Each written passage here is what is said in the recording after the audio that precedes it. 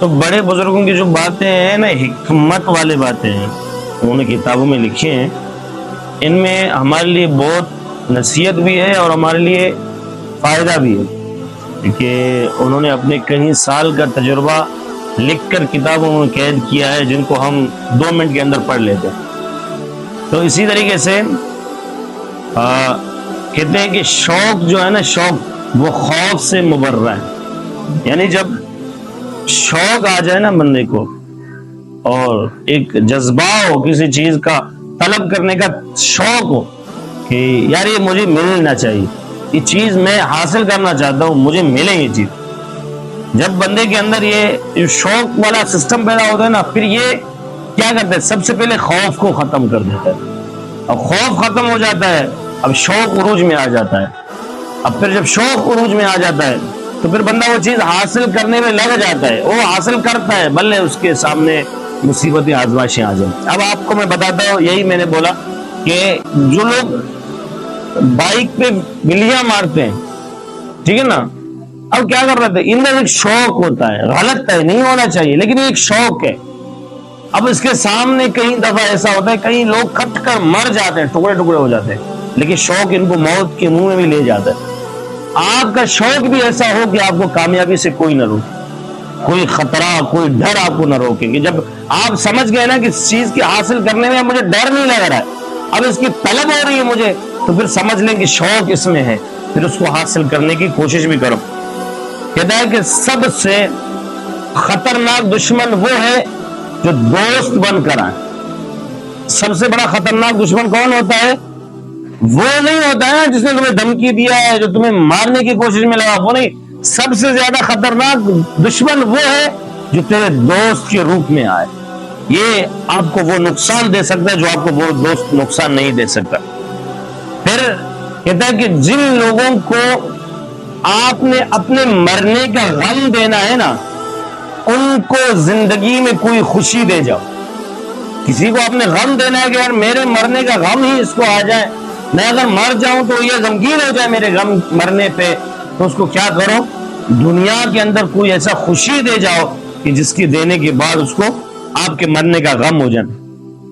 کہتا ہے کہ جو حاصل ہو جانے والی چیزیں ہیں، اگر انہیں کسی پر قربان کرنے کی خواہش ہو جائے تو سمجھ جاؤ اس سے دوستی ہو گئی اور محبت بھی۔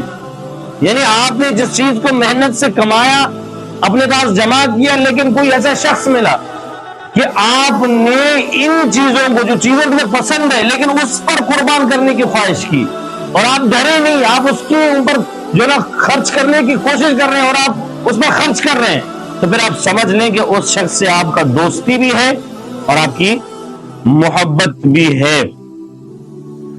اسی طریقے سے اپنی ہستی سے زیادہ اپنا کام نہ پھیلاؤ ورنہ پریشان ہو جاؤ گے۔ یعنی اتنی آپ کی ہستی نہیں جتنا آپ کام پھیلا رہے ہو، میں نے یہ کیا ہے، میں نے وہ کیا ہے، میں نے فلان کیا، وہ آپ نے ہستی سے زیادہ کام پھیلایا تو پھر آگے کیا ہوگا، چل کر آپ پریشان ہو جاؤ گے۔ جو آپ کو نیچا دکھانا چاہتا ہے، جو آپ کو نیچا دکھانا چاہتا ہے، تو یہ وہ تسلیم کرتا ہے کہ آپ اس سے اونچے ہیں۔ یعنی ایک شخص ہے وہ آپ کو نیچا دکھانے کی کوشش کرتا ہے، حقیقت میں اس شخص نے یہ تسلیم کر لیا کہ آپ اس سے اونچے ہو۔ زندگی کی راہوں میں اکثر ایسا ہوتا ہے کہ فیصلہ جو مشکل ہے وہی بہتر ہوتا ہے۔ زندگی کی راہوں میں اکثر ایسا ہوتا ہے کہ جو فیصلہ مشکل ہوتا ہے وہی بہتر ہوتا ہے۔ یہ کہہ کر دل نے میرے حوصلے بڑھا دیے کہ غموں کے دھوپ کے آگے خوشی کے سائے ہیں۔ کیا یہ کہہ کر میرے دل نے میرے حوصلے بڑھا دیے کہ غموں کے دھوپ کے آگے خوشی کے سائے۔ اور پھر کہتا ہے اچھے دوست کے ساتھ دھوکہ کرنا ایسا ہی ہے جیسے کہ آپ نے ہیرا پھینک کر اس سے پتھر اٹھا لیا، یعنی آپ نے ہیرا زمین پر پھینکا اور اس سے پتھر اٹھایا، یعنی آپ نے اچھے دوست کے ساتھ اگر دھوکہ دہی کی تو اس کی مثال یہی ہے۔ اور پھر آگے بڑا زبردست نصیحت ہے. کیا کہتا ہے؟ کہتا ہے کہ جو دکھ دے اسے چھوڑ دو, جو دکھ دے اسے چھوڑ دو, لیکن جسے چھوڑ دو اسے دکھ نہ دو. جس نے تمہیں دکھ دیا ہے اسے چھوڑ دو, لیکن اب جسے چھوڑ دو نا پھر اسے دکھ نہ دو. آگے کہتا ہے کسی سے اتنی نفرت مت کرو کہ ملنا پڑے تو مل نہ سکو. بڑا زبردست نصیحت ہے.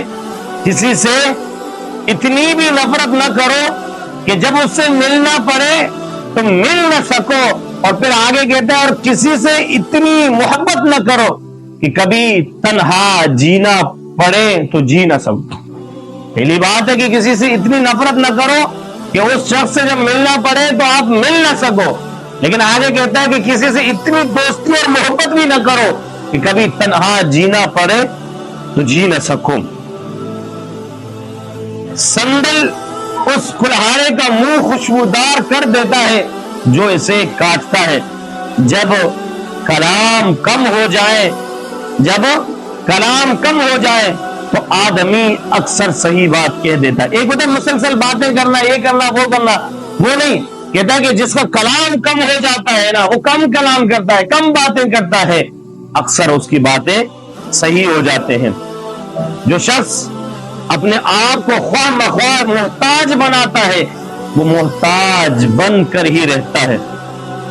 پھر کہتا ہے کہ یہ خیال نہ کرے کہ جنگل خالی ہے, یہ خیال نہ کریں کہ ہر جنگل خالی ہے.